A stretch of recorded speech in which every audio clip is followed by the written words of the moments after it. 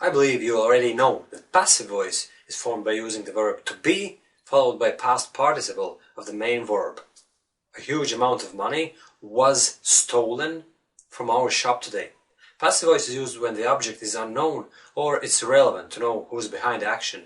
All emphasis is put on the action itself. Money was stolen. The very same English tenses are used in the passive voice as in the active voice, simple tenses and perfect tenses, and the usage of both passive and active voices is governed by the same rules. So, someone seals up the box, and the box is sealed up.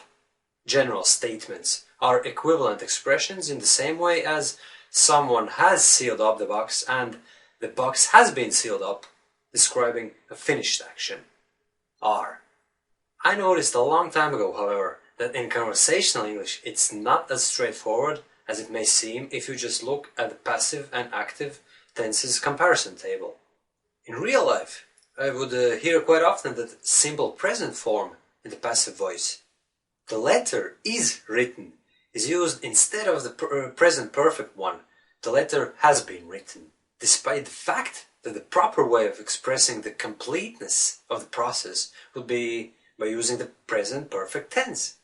This phenomenon was bothering me for a long time because I used to translate from my native language when speaking English, and on many occasions I just couldn't decide which one of the two options I should go for. In reality, I would almost never hear native English speakers use perfect tenses to describe finished actions in passive voice, and phrases like "it has been done" and "it's been sorted" would become "it's done" and "it's sorted." I would have thought that they should at least use simple past, "it was done" and "it was sorted" when referring to completed tasks, because to me, "it is done" would rather refer to an ongoing action like the present continuous tense, "it's being done."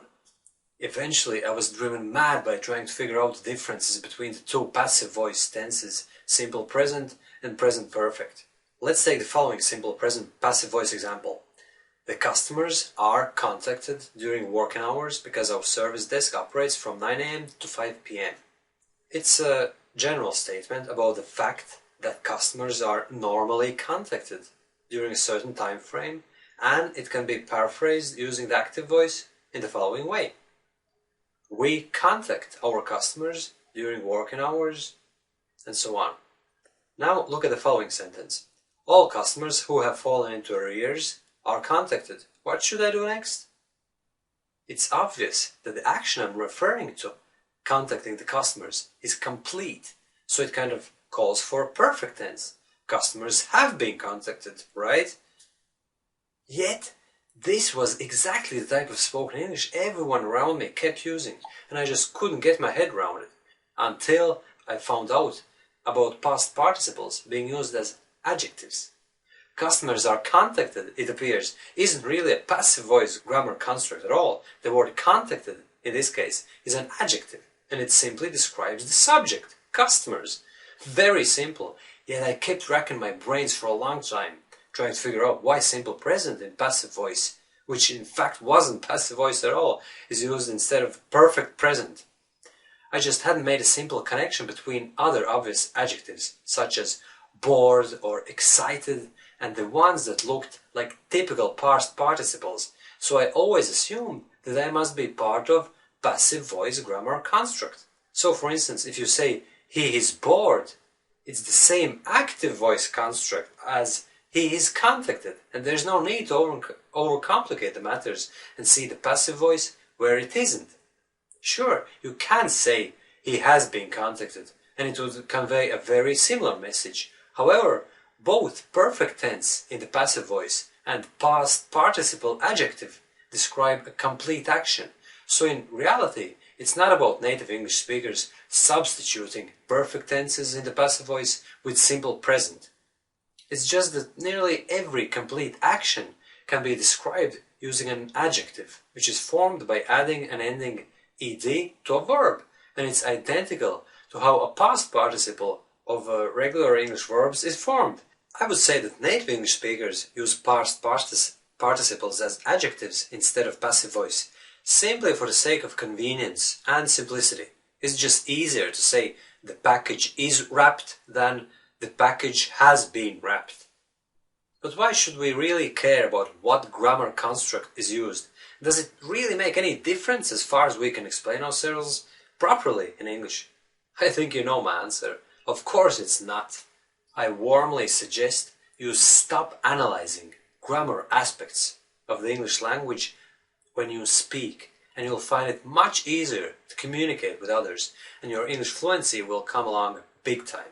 Personally, I speak following my gut feeling, and I can't always explain why I say one thing or another a certain way. The funny thing is, the more I try to put my finger on it, the bigger the chance of me starting to hesitate and become unable to express myself properly. And now another example on how you can use past participle as an adjective. The proper way of saying that all players have received their cards in a game of poker is the cards have been dealt. It's a typical phrase used among card players and gamblers all around the world, and in this case there shouldn't be any doubt on which grammar construct to use. However, if I hadn't heard that phrase before, I could actually say the same thing using a much simpler phrase. The cards are dealt. As I previously said, there is a slight difference between those two phrases. You're most likely to come across the latter one, the cards are dealt, in general card game rule descriptions, but the former one, the cards have been dealt, is used when talking about a specific game. Having said, the cards are dealt, let's begin the game. However, I wouldn't be making a fool out of myself, because it wouldn't sound that wrong. Even though it would call for the cards have been dealt, let's begin the game sentence, right? Any English speaker will understand what I meant, and even if I use the past participle dealt in a phrase that is most commonly said in the passive voice, it's still understandable.